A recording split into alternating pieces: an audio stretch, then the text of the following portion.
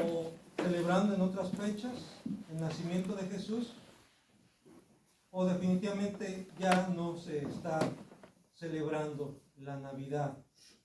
Y en estos últimos tiempos se está dando mucho esa polémica, y sobre todo quienes están volviendo a lo que se ha conocido como los principios de la Reforma.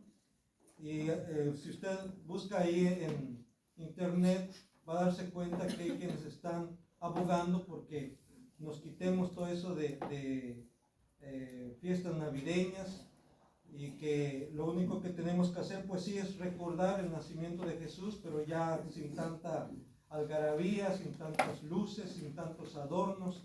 Y en parte hay razón en ello, porque como ustedes saben, estas fechas se han convertido en tiempos de mucho desgaste económico. Los negocios hacen no su agosto, sino su diciembre, ¿verdad? Y mucha gente gasta mucho. Y para muchos la Navidad es regalos. Y solamente se piensa en lo que voy a recibir, algunos también en lo que van a dar. Pero yo creo que es importante que volvamos a reconsiderar qué se celebra en la Navidad. ¿Qué es realmente la Navidad? Y sabemos que hay personajes como Santa Claus que han venido a ocupar un lugar importante dentro de lo que es estas fechas. Y yo considero que es una manera en que el enemigo trata de desviarnos la atención del mundo hacia un personaje que nada tiene que ver con lo que debe celebrar la iglesia cristiana. Por eso en esta tarde yo quiero compartir con ustedes el tema: ¿por qué era necesario que el Verbo eterno se hiciera carne? Y es que la Navidad es eso, hermanos, es recordar que Jesucristo, el unigénito Hijo de Dios, que era eterno con el Padre, como dice en Juan 1:1, que en el principio era el Verbo, y el Verbo era con Dios, y el Verbo era Dios. Se hizo carne, más abajo dice, y habitó entre nosotros. Así que Navidad es natividad. Es lo que quiere decir Navidad, natividad, y natividad quiere decir nacimiento.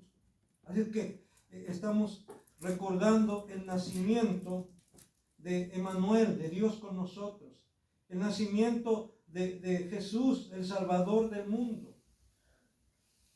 Conversaba yo la semana pasada con alguien que para mí en lo personal estas fechas sí, de alguna manera me gustan, pero siempre desde que yo recuerdo, estas fechas me dan un poquito también de nostalgia. Y esa figura o esa ilustración le decía yo a esta persona, en donde viene un pesebre. Usted tal vez ya la ha visto, ¿verdad? Viene un pesebre, pero sobre el pesebre se proyecta una sombra. Es la sombra de la cruz. Y a mí me recuerda hace años, incluso aquí se dio esa lección de los árboles. No sé si alguien recuerda de esos árboles que uno de ellos soñaba en que quería ser la cuna del gran rey, ¿verdad? De un gran rey. Y resulta que vino a ser la madera que sirvió para el pesebre. Otro árbol que quería ser un gran barco, ¿verdad? Que cruzara los mares, y resultó ser una barca en donde Jesús se subió a predicar. Y había otro que deseaba ser utilizado para hacer la silla del rey, de un trono, formar parte de un trono. Y resultó ser la madera que sirvió para hacer la cruz de Jesús. Y no podemos nosotros pensar en el pesebre sin pensar en la cruz, porque para eso Jesús había venido. El enemigo trató de desviarle de su propósito. Después de que fue bautizado, fue llevado al desierto, dice, para ser tentado por el diablo. Y ahí en el desierto, cuando Jesús inició su ministerio, inmediatamente Satanás vino. Y no voy a leer todo el relato, pero dice que le mostró los reinos de la tierra, lo subió a un monte muy alto. y le mostró los reinos de la tierra, con toda su riqueza, con todo su poderío. Y le dijo, todo esto te doy, todo esto te voy a dar si postrado me adoras. Lo único que estaba pidiendo Satanás era unos momentos de adoración de parte de Jesús. Todo esto te voy a dar. Recuerde que Jesús era humano también. Y fue expuesto, como el autor a los Hebreos nos dice, a todas las tentaciones que todo ser humano padece o es objeto. Pero él superó todo ello. Y en esos instantes Jesús le dijo, apártate de mí, Satanás. Más adelante dice que tenemos que resistir al diablo. Así como Jesús lo hizo, usted y yo también podemos resistirle. ¿Y qué va a hacer? Va a huir de nosotros. Porque el Señor Jesús nos ha dado esa autoridad siempre y cuando seamos fieles a Él, siempre y cuando confiemos en Él, no en nosotros mismos. Por eso, qué importante es recordar y sobre todo tener los fundamentos bíblicos para poder celebrar correctamente, recordar correctamente la Navidad. Dice en 1 Timoteo 3:16, el apóstol Pablo, cuando escribe a Timoteo, le dice, indiscutiblemente, o sea, definitivamente, grande es el misterio de la piedad.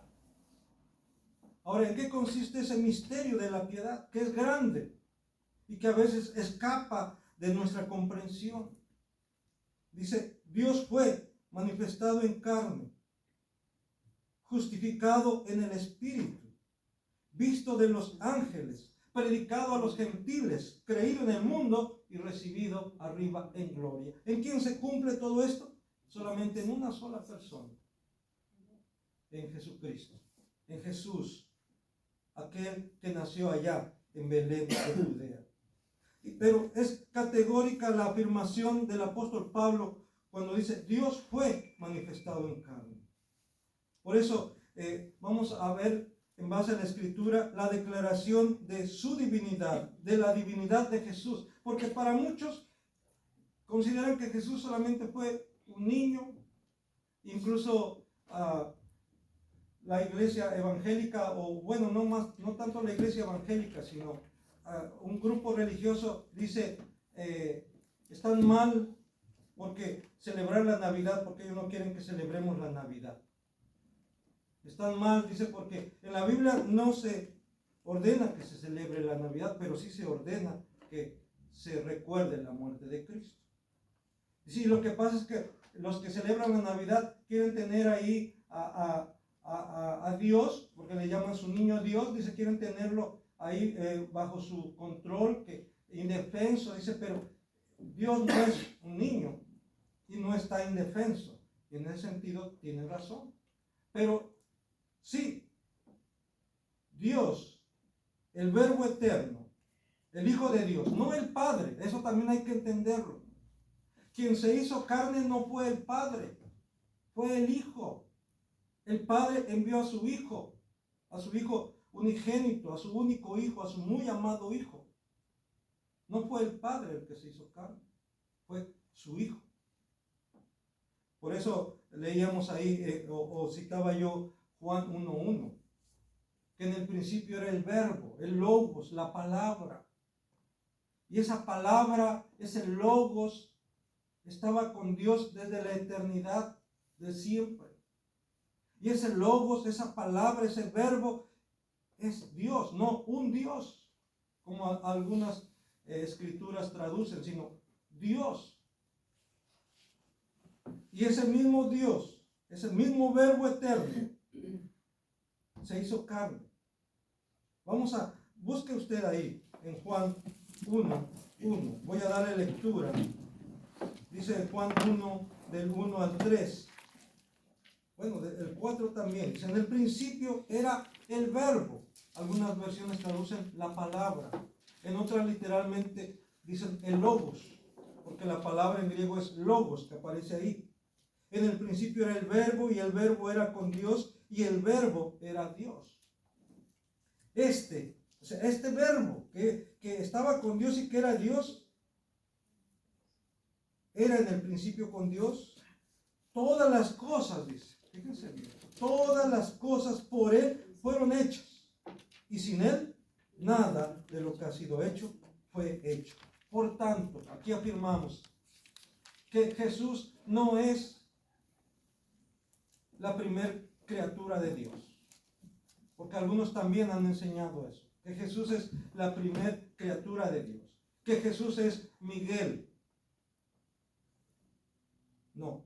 Jesús es el unigénito Hijo de Dios. Miguel es creación de Dios. Miguel es creación de Cristo.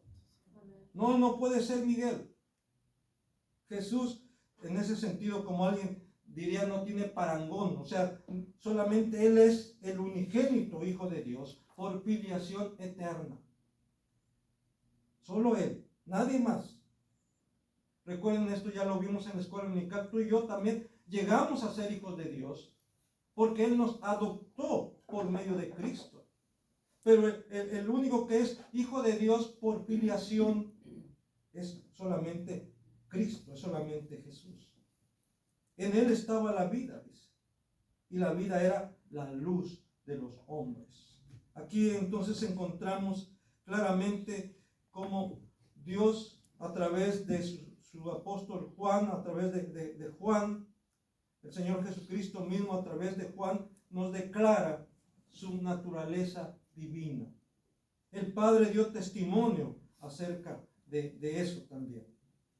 Pero también aquí mismo, en este capítulo, Juan declara su encarnación. Dice versículo 14, y aquel verbo, de que está hablando al inicio, fue hecho carne, dice, y habitó entre nosotros. Y vimos su gloria, gloria como del unigénito del Padre. Gloria como del unigénito del Padre. O sea, nadie más es portador de esa gloria. El apóstol Pablo, más adelante, cuando escribe a los Colosenses, dice que en él habita, en Cristo, ahora en su estado ya encarnado, en él habita corporalmente, fíjense. Así dice Pablo, corporalmente toda la plenitud de la deidad. No una parte nada más de la deidad, no un porcentaje de la deidad, no, toda la plenitud, dice, de la deidad. Así que en ese niño que estaba naciendo, que fue concebido en el vientre de la Virgen María, por la obra del Espíritu Santo, que fue cubierto por el poder de Dios, ese niño que se gestó durante 9 meses, hay que decirlo, porque ese es el tiempo que dura la gestación de un ser humano, de un niño. A veces hay 8 mesinos, 7 mesinos, pero Jesús cumplió 9 meses. En él habitaba, en él estaba la plenitud de la deidad. Ese niño que fue envuelto en pañales y acostado en el pesebre, en él habitaba y en él habita. Ahora ya no es un niño, ahora él está a la diestra del Padre. Amén. Pero en él habita corporalmente toda la plenitud de la deidad. No una parte, no un porcentaje, toda la plenitud de la deidad. Y ahora podemos decir con toda confianza, porque así nos lo da a conocer la Escritura, que Él es el Dios hombre. Sé que muchos no lo quieren reconocer. Por eso Juan, cuando escribe sus cartas, dice, ya está en acción el ministerio de la iniquidad, el ministerio del anticristo. ¿Y quién es el anticristo? Aquel que niega que Jesús haya venido en carne. Ese es el anticristo. Y hay muchos, dice, desde tiempos de Juan. Claro, la Biblia habla de un anticristo en singular, pero anticristos ha habido a través de la historia, que han negado que Jesucristo haya venido en carne. Y han dicho que solamente Jesús fue la apariencia, nada más. Pero Él en verdad se hizo carne, dice Juan, y habitó entre nosotros. Y vimos su gloria. Claro que Juan vio su gloria, Pedro vio su gloria. Esa gente que conoció a Jesús vio su gloria y muchos de ellos aún así no creyeron en Él. Su mismo discípulo Tomás vio la gloria de Dios en muchas ocasiones en Cristo. Y cuando le dicen que Jesús había resucitado porque él no estaba, dice, pues yo mientras no meta mi dedo en las heridas de sus clavos, de sus manos, y no meta mi mano en su costado, yo no voy a creer. A pesar de haber visto incontables veces la gloria de Dios en Jesús de Nazaret. Y eso pasa ahora también, hermanos.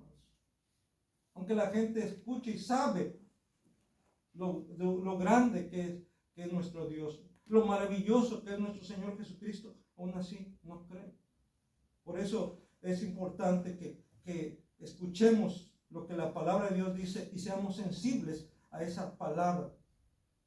Y dice ahí en el versículo número 18, a Dios nadie le vio jamás. A Dios nadie le ha visto jamás. Ya, entonces, ¿qué vieron? ¿Qué vio Abraham? ¿Qué vieron los profetas? ¿Qué vieron los patriarcas? ¿Qué vieron los apóstoles? ¿Qué vieron los santos? Dice, a Dios nadie le vio jamás. El unigénito Hijo que está en el seno del Padre, Él le ha dado a conocer. Sí, por eso cuando dicen, muéstranos al Padre y nos basta, los mismos discípulos le dijeron ahí en Juan 14. Jesús les dijo, ¿tanto tiempo hace que estoy con ustedes? ¿Hace tanto tiempo que estoy con vosotros, Felipe, y no me has conocido? ¿No me han conocido? El que me ha visto a mí, dice el Señor, ha visto al Padre. El que me ha visto, dice el Señor Jesús, ha visto al Padre. Así es que tú y yo podemos conocer a Dios, al Padre, a través de Jesucristo. Y no sabemos realmente cómo era Jesucristo físicamente, ya lo hemos mencionado también. Pero sí podemos conocerle cómo era su persona, su carácter, a través de los evangelios. Y nos dice que él siempre anduvo haciendo bienes. Que él veía a las multitudes y sentía compasión por ellos. Y dice que no había engaño en su boca. Y nos dice que como cordero fue llevado al matadero. Y como oveja delante de sus trasquiladores, dice Isaías 53, enmudeció y no abrió su boca. Ese es Jesús. El que no solamente dijo a sus discípulos, si te hieren en la mejilla derecha, vuelve la otra. Sino que él no solamente dejó que le hirieran en la mejilla, sino que él dejó que hirieran su cuerpo, que flagelaran su cuerpo, que traspasaran su cuerpo, sus manos, sus pies. ¿Sí? Él mismo dijo, yo pongo mi vida por mis ovejas. Nadie me las quita. Nadie me la quita, dice el Señor. Yo de mí mismo la pongo. Ese es el Jesús. Independientemente de su físico, si era moreno, si era güero, si tenía el pelo rubio, si tenía el pelo café o negro, independientemente, creemos que él era perfecto físicamente, que no había defecto alguno en él. De eso sí estamos seguros. Por eso dice, a Dios nadie le vio jamás. El unigénito Hijo que está en el seno del Padre, Él le ha dado a conocer. La santidad de Dios se manifestó claramente en la vida de Jesús. La bondad de Dios se manifestó claramente en Jesús. La misericordia de Dios se manifestó en Jesús. Todos los atributos de Dios se pusieron de manifiesto en la persona de Cristo, en aquel verbo hecho carne. Y vimos su gloria, dice, gloria como del unigénito del Padre, lleno de gracia y de verdad. Ese es el mensaje de la Navidad, que aquel verbo se hizo carne, que habitó entre nosotros. Ya lo he dicho yo en otras ocasiones, hermanos, pero lo vuelvo a decir. Aun si Jesús hubiese nacido en el palacio más hermoso. Y si hubiese nacido en cuna de oro y hubiese sido envuelto en pañales o sábanas de seda, rodeado de servidumbre, aún así hubiera sido una manifestación de condescendencia.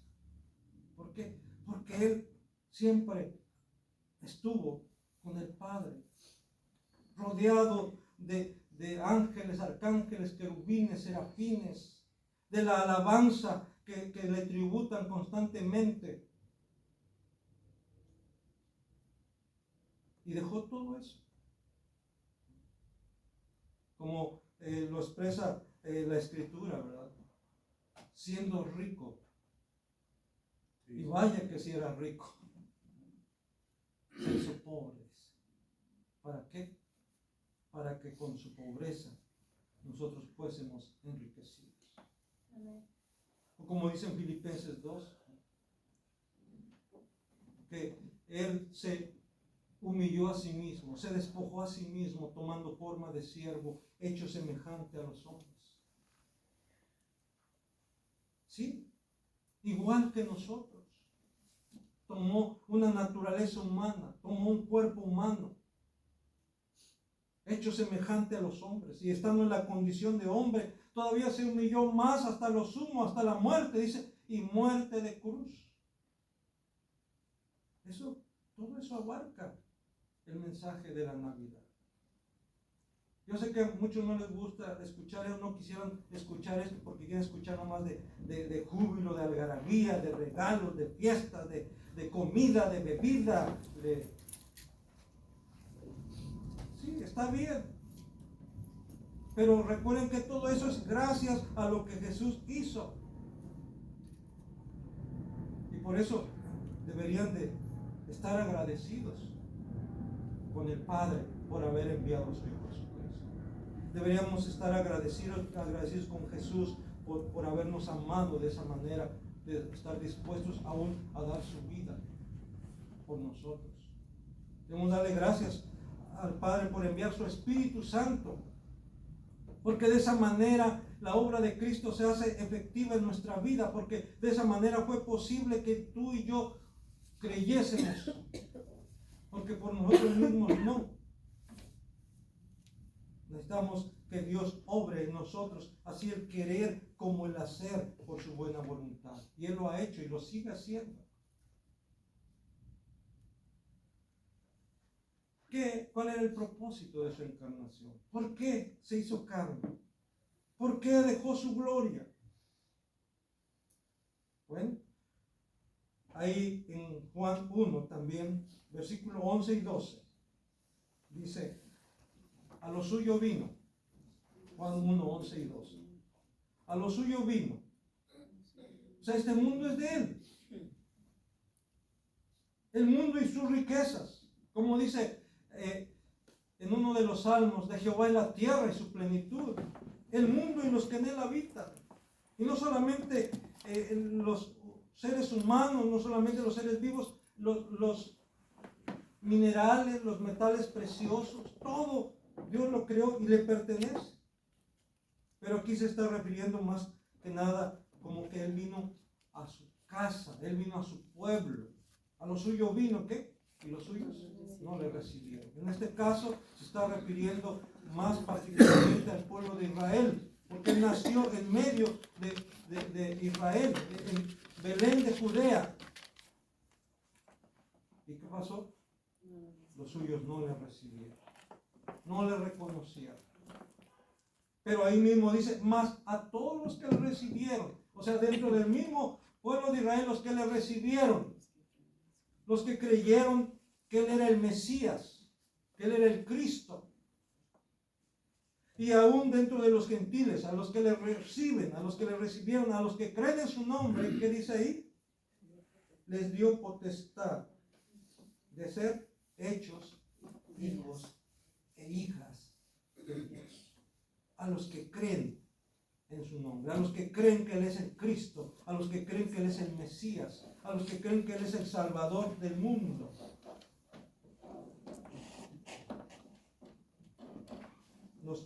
propósito era que fuésemos adoptados como hijos de su Padre. Porque la Escritura dice que nuestros pecados habían hecho esa división entre Dios y nosotros.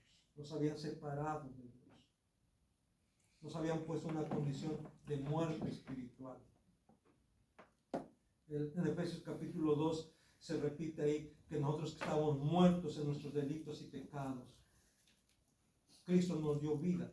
El Padre nos dio vida juntamente con Cristo. Es que Él vino primeramente para darnos vida y luego para adoptarnos, para que fuésemos adoptados como hijos de Dios. A todos los que le recibieron, a los que creen en su nombre, les dio potestad de ser hechos hijos de Dios. Les dio el derecho. Él pagó por ese derecho. Como dice por ahí, ahora es gratis la salvación.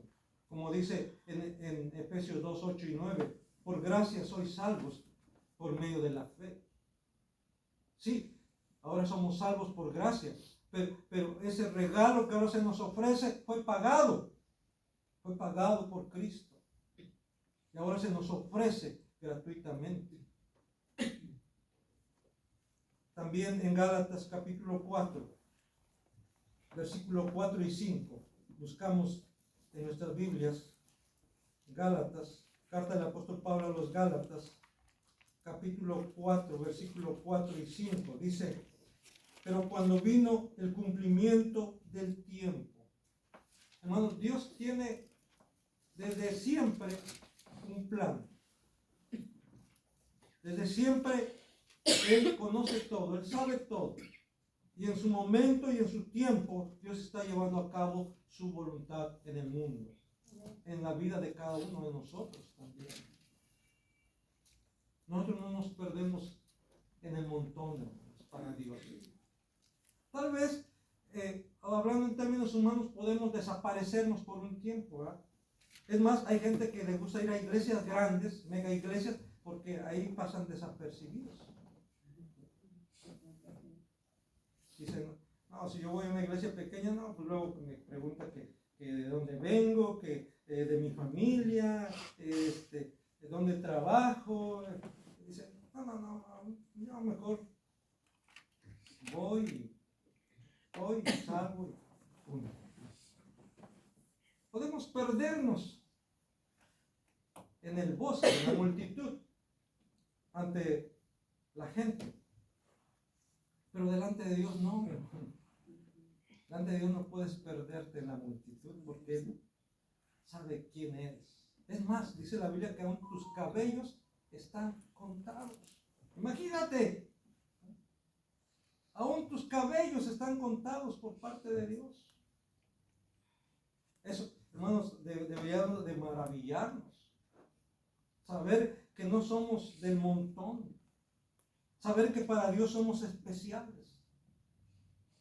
Que Él nos mira como diría, con ojos de amor. Así de que debemos considerar eso.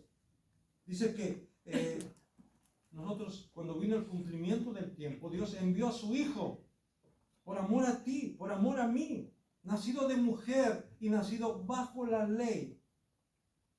Sí, nacido de mujer. Tenía que nacer de una mujer. Recuerden la promesa hecha allá en Génesis 3:15, cuando después de haber pecado Adán y Eva, Dios los confronta, los llama a que respondan por sus acciones.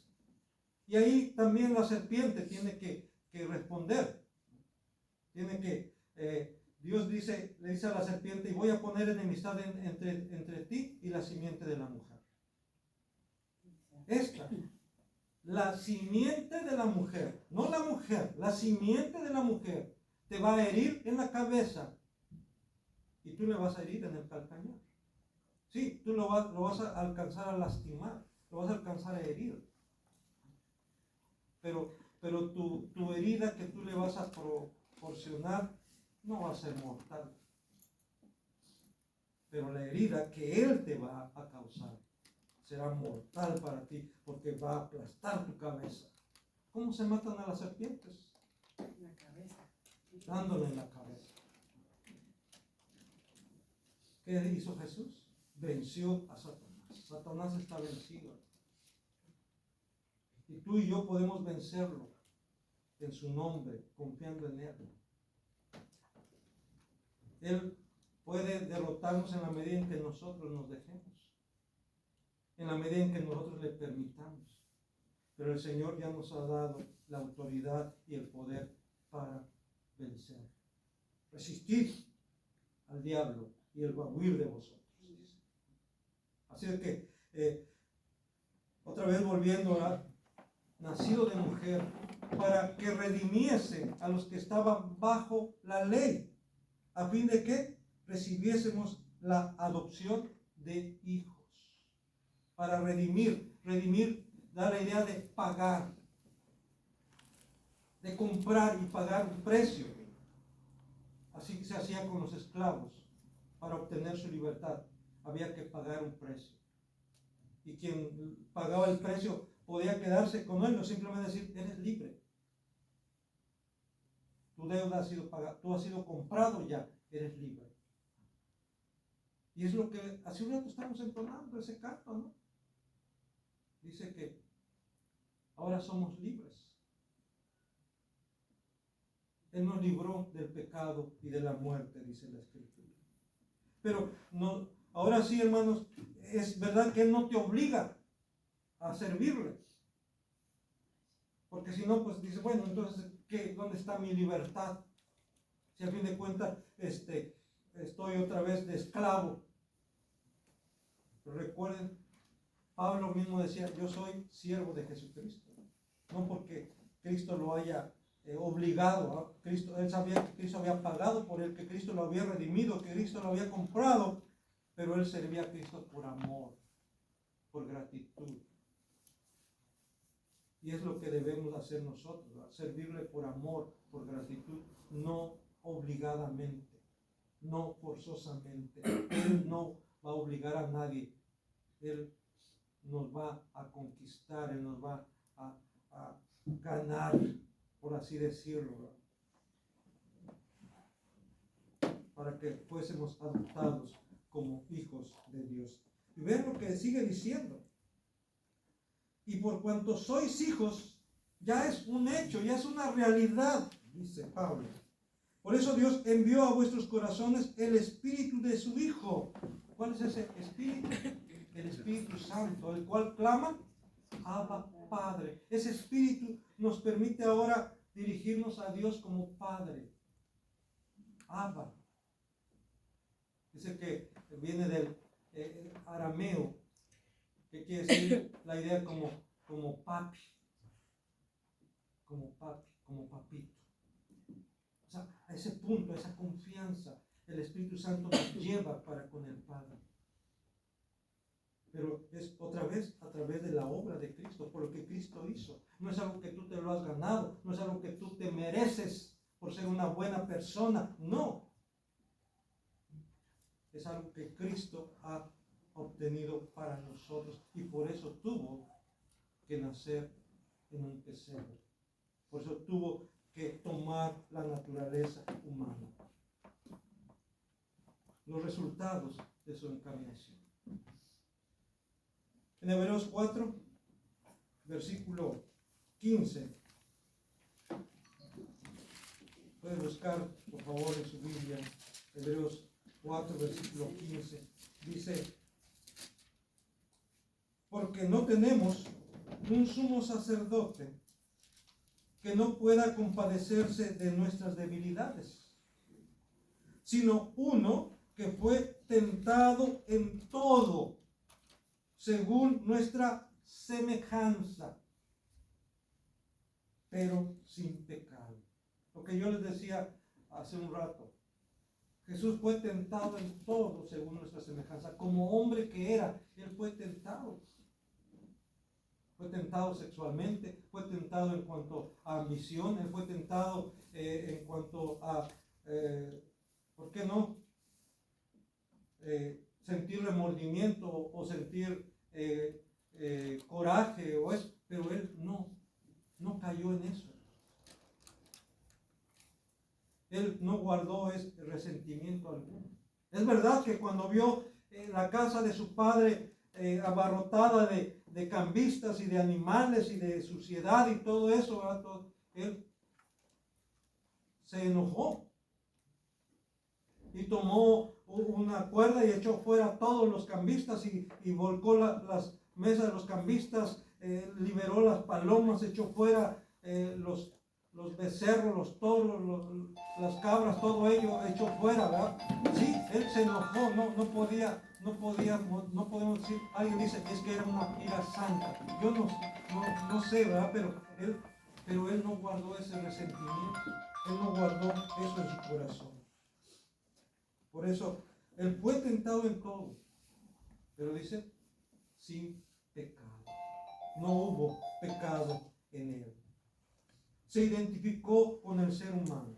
Solamente él así podía constituirse en nuestro representante. Solamente él así podía obtener para sus representados, para nosotros, todos los beneficios que ahora disfrutamos. Y el primero de ellos, por supuesto, es la salvación, la vida eterna, la reconciliación con el Padre, la adopción como hijos, la vida eterna. Por eso era necesario que Él se identificara con nosotros. De tal manera, hermanos, que Él mismo le gustó utilizar el título Hijo de Hombre. Ahí en Mateo, nada más lo comparto con ustedes, así usted puede corroborarlo en su Biblia. En Mateo, por lo menos 7 veces, Jesús utilizó para sí mismo el término o el título Hijo de Hombre. En Mateo 12:8, Mateo 16:13, 16:27, 19:28, 24:30, 25:31, 26:24, por lo menos 7 veces, para referirse a sí mismo como el Hijo del Hombre. Pero curiosamente, hermanos, este título sí hace que Jesús se identifique con la humanidad como Hijo del Hombre. Pero también esto apunta a su mesiandad.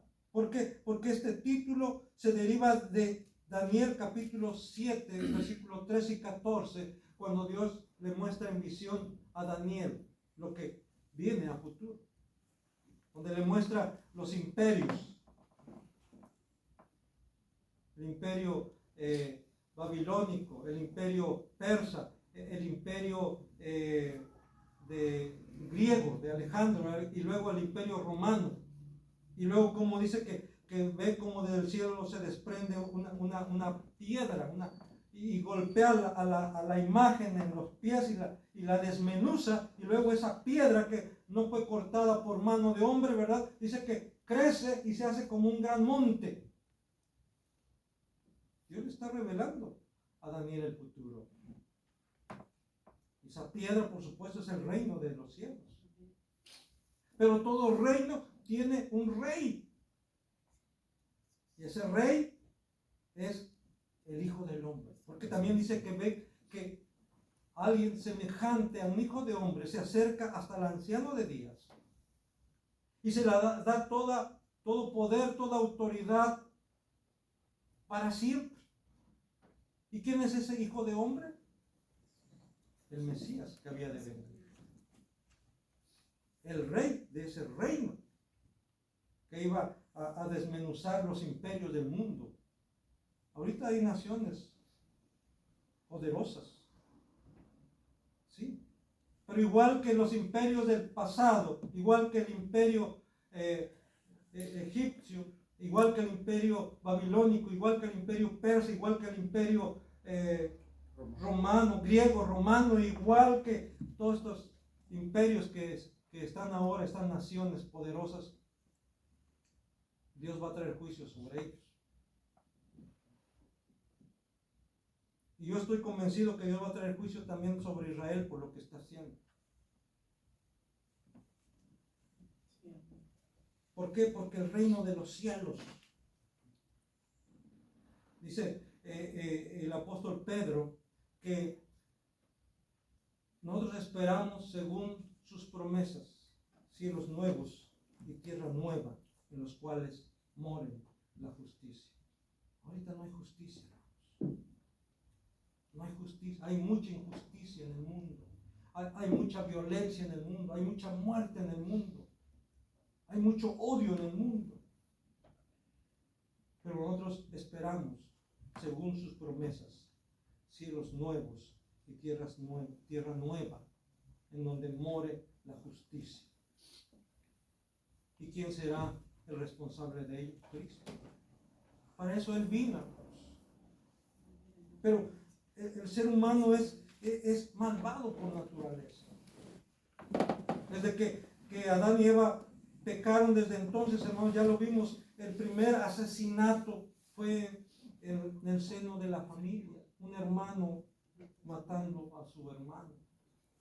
Y eso se ha venido repitiendo. Cuando alguien mata a otro ser humano, está matando a su hermano.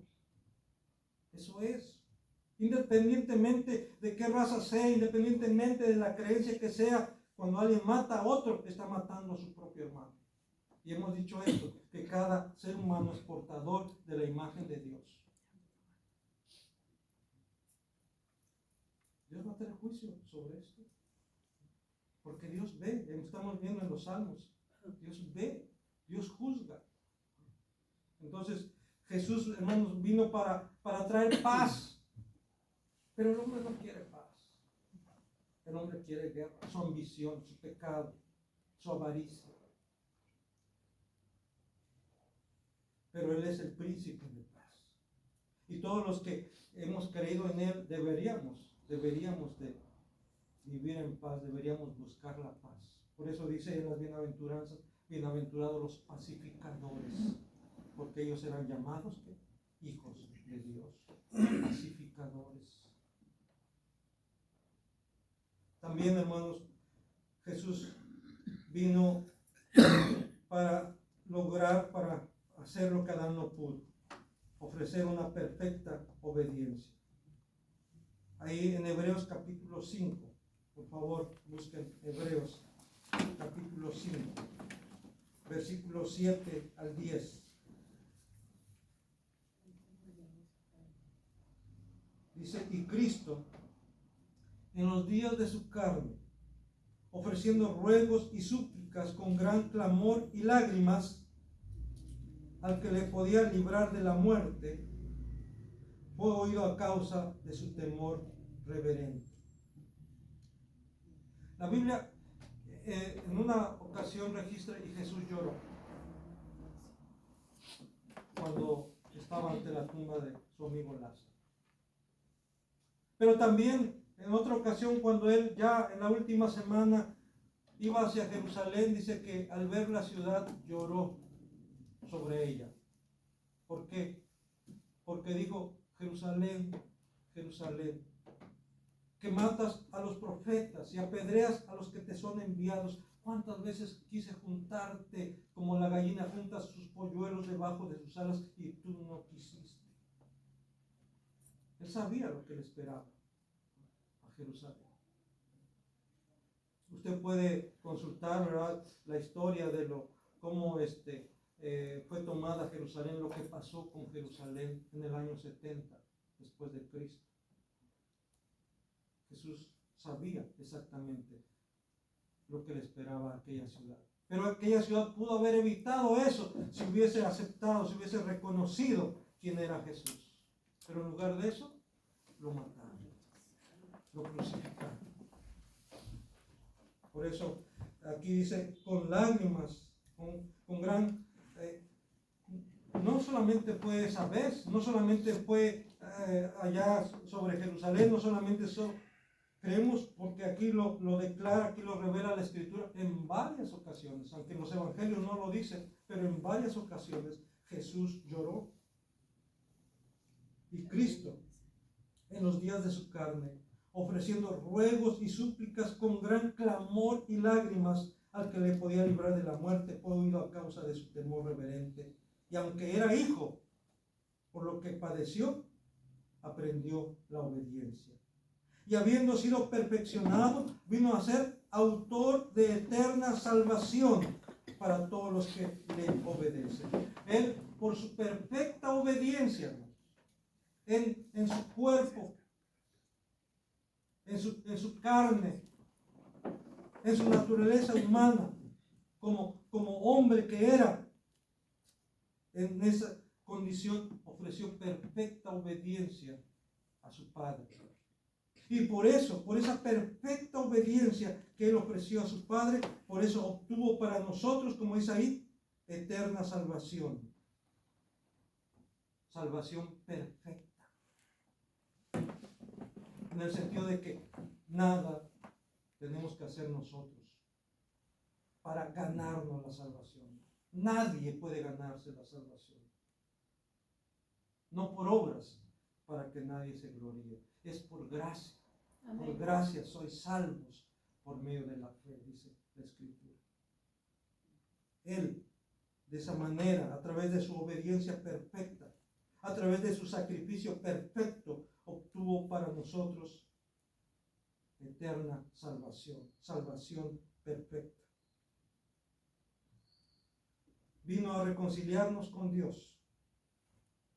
Yo he dicho antes que la Escritura revela que nuestros pecados hicieron separación entre Dios y nosotros. Estamos enemistados con Dios. La ira de Dios estaba sobre nosotros. ¿Por qué? Porque la paga del pecado es muerte, lo dice claramente la Escritura. Y porque Dios es santo, no puede pasar por alto el pecado. No puede ignorar el pecado. Alguien tiene que pagar por el pecado. Y todo aquel que no reconoce en Jesús su representante, su Salvador, su Señor, va a tener que pagar. Va a tener que ser llamado a juicio. Y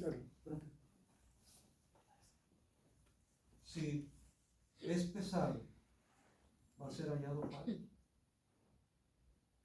Así como Belsasar en aquella noche, cuando apareció esas letras en el muro, Mene, Mene, Tekel, Parsin. Ha sido pesado y ha sido hallado falto. Y tendrá que pagar. Y la paga del pecado, ¿qué dice? Muerte. Mas la dádiva de Dios es vida eterna, ¿qué? En Cristo Jesús. En Cristo Jesús, solamente en Él podemos tener vida eterna. ¿Por qué? Porque Él ya pagó por nuestros pecados. ¿Quién es el que condenará? Dice el apóstol Pablo en Romanos capítulo 8. ¿Quién? Si Cristo es el que murió. Él es el único que podría condenarnos. Pero en lugar de eso, Él murió por nosotros. Para justificarnos. Él pagó por nosotros. El que podría señalarnos nuestros pecados sería Él. Satanás no tiene ningún derecho. Lo hace, pero Él no tiene ningún derecho de estarnos acusando. Él es el acusador por excelencia. Y le gusta hacerlo. Pero Cristo dice, ya pagué. Y por eso ahora podemos decir a Satanás que ya no tiene ningún derecho sobre nosotros, ninguna autoridad sobre nosotros. Ella no tiene nada en contra nuestra. ¿Por qué? Porque Cristo ha pagado todo por nosotros. Esto es real, hermanos. Es cierto esto. No lo estoy cuenteando, no lo estoy terapiando. La Escritura lo dice. Jesús vino para eso, hermanos, para reconciliarnos con Dios. Dice ahí en Romanos, bueno, en Colosenses, vamos a buscar Colosenses. Por cuestión de tiempo, hermanos, a veces tengo que omitir algunos pasajes que yo tengo aquí para sostener lo que estoy exponiendo, lo que estoy compartiendo con ustedes. Pero ahí en Colosenses, por ejemplo, en el capítulo 1, versículo 21 al 23, dice así: y a vosotros también, que erais en otro tiempo extraños y enemigos en vuestra mente, haciendo malas obras, ahora os ha reconciliado en su cuerpo de carne. Por eso era necesario que Él tomase un cuerpo de carne, un cuerpo humano. ¿Para qué? Para de esa manera reconciliarnos, porque era el hombre el que había pecado y el hombre tenía que pagar por su pecado. Y por lo tanto Jesús tomó esa naturaleza para que en su carne Él pagara por nuestro pecado. Sigue diciendo, por medio de la muerte para presentarnos santos y sin mancha e irreprensibles delante de Él. Si en verdad permanecéis fundados y firmes en la fe, y sin moveros de la esperanza del Evangelio que habéis oído, el cual se predica en toda la creación que está debajo del cielo, del cual yo, Pablo, fui hecho ministro. Si permaneces en la verdad, si permaneces firme en la fe, sin moverte de la esperanza del Evangelio que has oído. Esto, hermanos, esto es el Evangelio, esas son las buenas nuevas. Eso debiera de proclamarse en la Navidad, lo que Jesús hizo, lo que Jesús vino a hacer, lo que Jesús hizo a favor nuestro. Nos vino a reconciliar con Dios, nos vino para que fuésemos adoptados por Dios. Y algo que es importante, hermanos, Él vino a derribar la pared intermedia de separación que había entre judíos y gentiles. Y aquí yo sé que muchos que quizás me están viendo después van a ver o escuchar este mensaje, no estarán de acuerdo conmigo, porque muchos creen que Dios está tratando con el pueblo de Israel por un lado como su pueblo escogido, como su pueblo especial, y que vino a ellos y como no le recibieron, bueno, los dejó por un tiempo y que se volvió a los gentiles, y que ahora Dios abrió la oportunidad a la iglesia como un chance nomás que se le está dando a la iglesia, pero Él había venido al pueblo de Israel, pero como Israel no le aceptó, bueno, tuvo que darle chance a los gentiles. Pero yo encuentro en la palabra, hermano, que el propósito de Dios desde el Antiguo Testamento era no solamente el pueblo de Israel, sino a las demás naciones también.